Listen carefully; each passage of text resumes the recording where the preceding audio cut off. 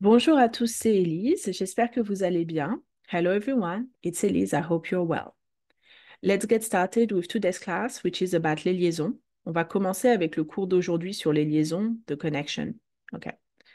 Alors, pour le programme d'aujourd'hui, je vais introduire le concept. On va faire une introduction. On va regarder les modifications phonétiques, les unités de la phrase, le groupe nominal, le groupe verbal, les expressions, les liaisons interdites et on finira avec un exercice. Introduction. Avant de commencer le cours sur les liaisons, commençons par expliquer ce qu'est une liaison et à quoi cela sert-il. Une liaison, c'est le fait de lier la dernière consonne d'un mot précédent à un autre mot commençant par un son voyelle, même lorsque le mot précédent se termine par une consonne silencieuse. La raison, c'est pour faciliter la prononciation d'une phrase pour avoir plus de fluidité. Before we start the class on liaison, linking, connection, let's get started with explaining what it is and why we are using it. So, a liaison is the connection of the last letter of a word into the other word that starts with a vowel sound, even when the last letter is usually silent. The reason is for ease and fluidity of the language. We often say that the Latin languages, it feels like people are singing. That is the fluidity. OK? Continuons. Donc, il faut noter qu'il y a des modifications phonétiques au niveau des dernières consonnes, particulièrement les consonnes silencieuses. Donc, les mots terminant par S et X, la liaison se fera avec le son Z. Les mots terminant par D seront prononcés en tant que liaison comme T. Les mots terminant en F sera prononcé en V comme liaison. It is noted that to connect one word to another, some letters will be pronounced differently. So, S and X will be pronounced Z. D will be pronounced T. If F will be pronounced V. All right, continue. Let's continue. What I tell my students when they learn about the liaison and they get quite confused is to have a little trick to memorize. Okay? Donc, ce que je dis à mes étudiants, c'est que il faut comprendre le principe général et ça va vous aider à mémoriser. Donc, le principe général, c'est que les liaisons se font dans les unités de la phrase, mais pas entre unités. Donc, on va faire les liaisons dans le sujet, dans le groupe nominal du sujet, dans le groupe verbal, dans le groupe nominal du complément d'objet direct ou du complément d'objet indirect et finalement dans le groupe nominal du complément circonstanciel. Nous n'allons pas faire les liaisons entre le groupe nominal et le groupe verbal, entre le groupe verbal et le complément d'objet direct, entre le groupe verbal et le complément d'objet indirect, ou entre le groupe verbal et le complément circonstanciel, etc. Donc, le complément circonstanciel, lorsqu'il est placé en début de phrase, nous ne ferons pas de liaison entre le complément circonstanciel et le sujet. Donc, on va garder les liaisons au sein des mêmes unités de la phrase. Il y a des exceptions. Oh, j'ai oublié mon petit S. Il y a des exceptions entre les pronoms personnels, sujet ou complément, donc je, tu, il, nous, vous, il, et me, te, ce, nous, vous, ce. Et le verbe. Dans ces cas-là, nous allons faire la liaison. Certains verbes, habituellement les verbes modaux, vont aussi avoir des liaisons, même lorsqu'il y a l'objet par la suite. On verra un exemple. Par exemple, on va dire nous avons, vous avez, ils ont, mais on va dire Mathilde et Thomas ont. Ici, nous ne faisons pas la liaison. Mathilde et Thomas, c'est l'équivalence de ils. On dit ils ont, mais on ne dit pas Mathilde et Thomas ont. On dit Mathilde et Thomas ont. On dit aussi c'est un miracle. It's a miracle. Donc, dans ce cas-là, on va le faire entre le verbe et le complément d'objet direct, avec certains verbes. Et nous verrons les verbes plus tard. En anglais maintenant. Donc, the connection is made within unit of a sentence. We already talked about unit of a sentence, element of a sentence in a previous class, and I will link it down below. It's really important for you to always be able to identify the sujet, the subject, the verb, the object for the understanding, but it's also good for you to identify it like for pronunciation purposes, okay? So we do the liaison within the subject, within the verb, within the object, or within the circumstantial complement. We have some exception. It wouldn't be French without exception.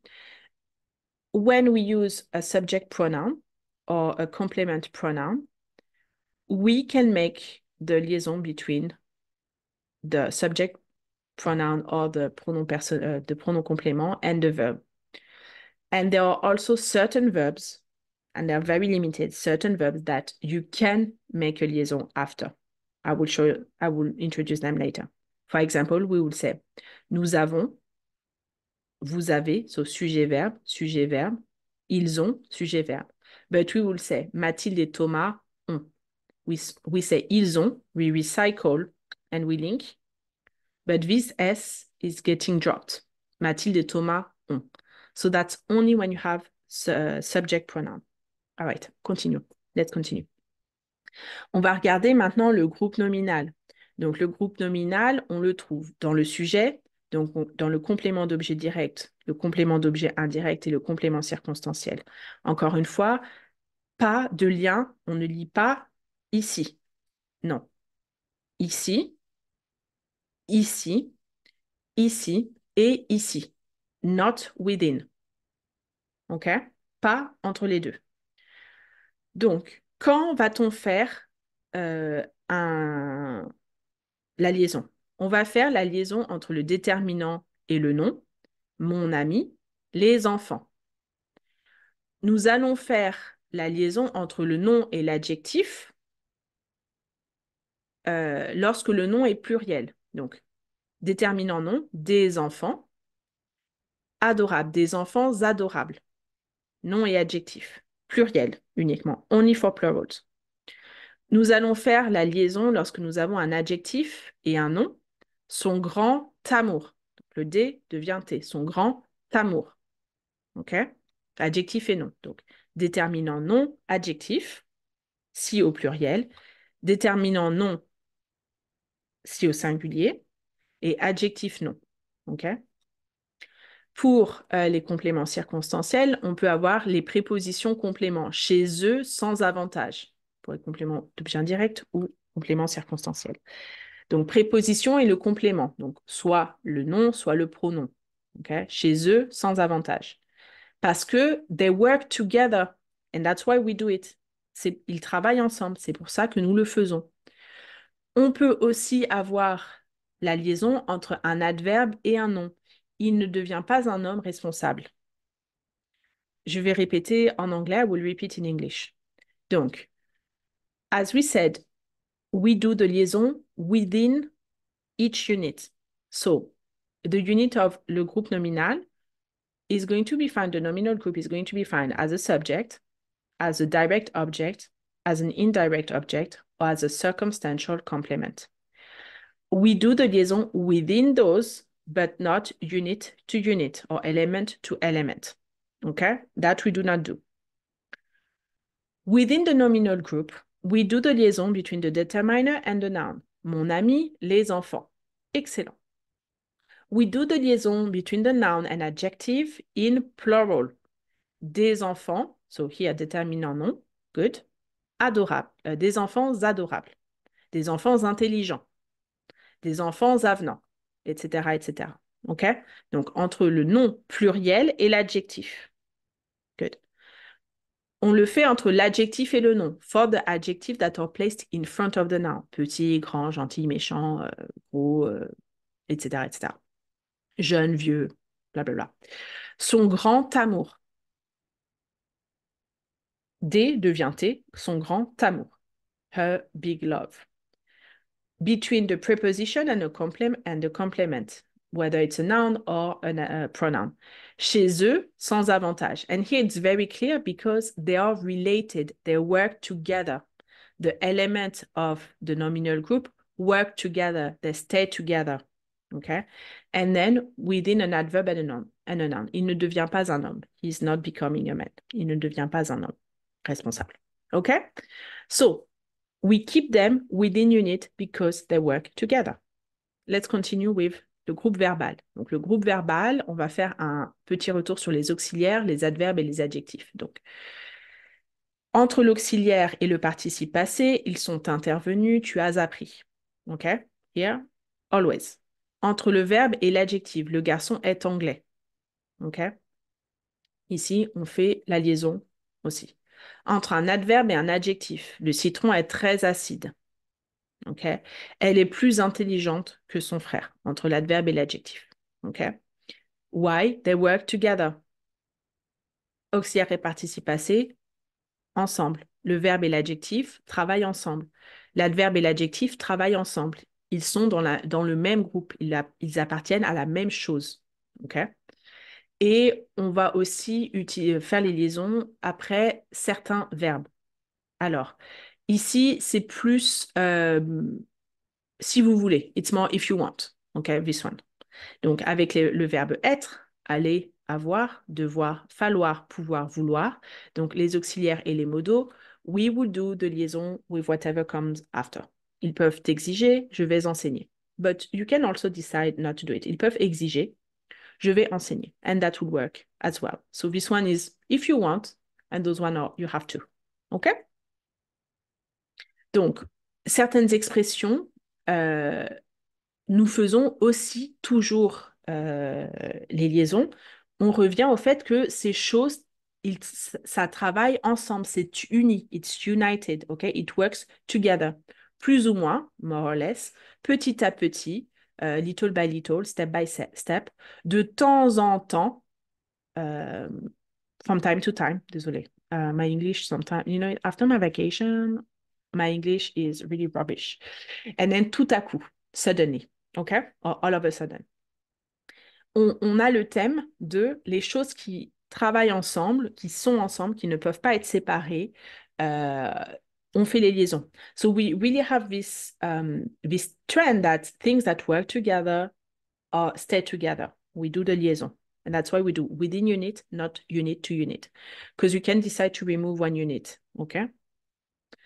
Donc, parlons des liaisons interdites. I try to simplify as much as possible and something we already covered. So, les liaisons interdites are as follow. Après un nom propre, Jennifer est arrivée. Here, we wouldn't link between the subject and the verb. We already talked about it. Within the subject and the verb, it's only when it's a pronoun. When it's not a pronoun, we don't do it. Avec les H aspirés ou les Y, des mots étrangers. Donc, les H aspirés, this is not a vowel sound, and that's why we don't do the liaison. Le Y des mots étrangers, it's not a vowel. It's what we call a semi-vowel. It's a Y. It's not a I. Okay? And that's why we do the liaison, because they're not real vowel. And that's why we don't do the liaison.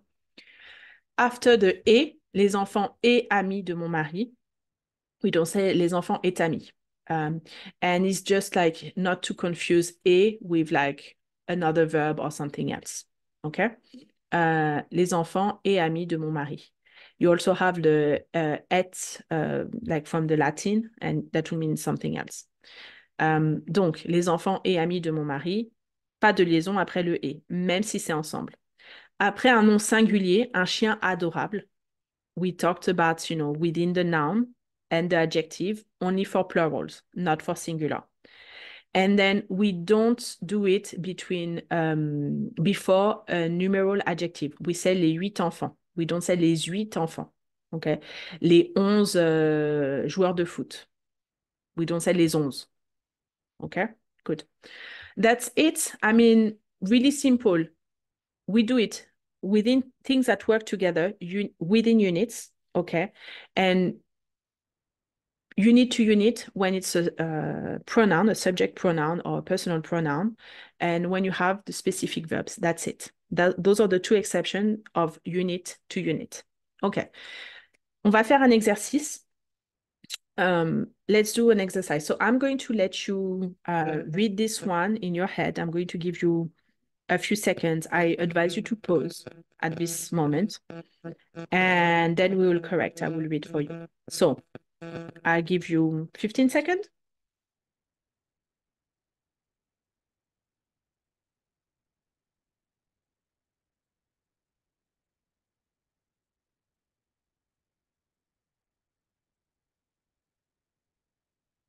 All right, you can pause here, and now I'm going to show you the answer and read at the same time. Donc, chaque 6 janvier, en France, nous célébrons l'Épiphanie. Ce n'est pas un jour férié, mais c'est un jour où nous célébrons l'arrivée des rois mages après la naissance de Jésus-Christ. Peu de personnes célèbrent la fête religieuse en 2024. À partir du 6 janvier, la tradition de la galette des rois commence et dure le reste du mois. Les origines de la galette des rois sont associées à la tradition des Saturnales durant l'Antiquité romaine. Durant cette fête, un esclave était nommé roi d'un jour. Toutes ses volontés étaient exaucées durant la journée pour retourner le lendemain à la vie servile. Dès le Moyen Âge, il y a un syncrétisme de la tradition païenne avec les croyances chrétiennes. Pour la célébration, le prince choisissait un enfant de 8 ans, le plus pauvre qui était revêtu d'habits princiers. On lui donnait ses propres officiers. Le lendemain, la cour rétribuait les parents pour l'éducation de l'enfant. OK? Donc, c'est tout pour ça. That's it for today. I hope it's clear. If you have questions or anything, please, feel free to ask me a question in the comments. I try to simplify it and make it as streamlined as possible. And I explained it how I explained it to my student, and it works really well for them. So I'm sure it's going to work for you too. Merci beaucoup. I hope you have a very lovely week, and I see you Saturday with the beginning of the new book. Bye.